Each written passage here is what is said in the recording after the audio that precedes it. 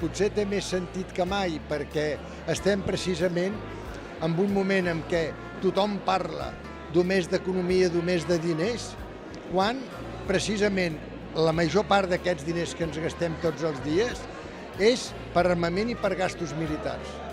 4.000 milions de dòlars al dia amb armament i gastos militars quan es moren de fam més de 60.000 o 70.000 persones. És una vergonya.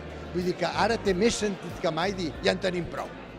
Ja en tenim prou, volem la pau, tenim que parlar en vez d'anar sempre amb la mà armada i la mà alçada i hem d'anar amb les mans esteses, hem de canviar totalment. És una gran transició, és una transició de la força a la paraula i aquest premi, que es dona de més amb una escola que ho està fent molt bé per la resolució dels conflictes, jo crec que pot adreçar moltes coses cap a aquest objectiu suprem que és un somni de la humanitat des dels primers temps.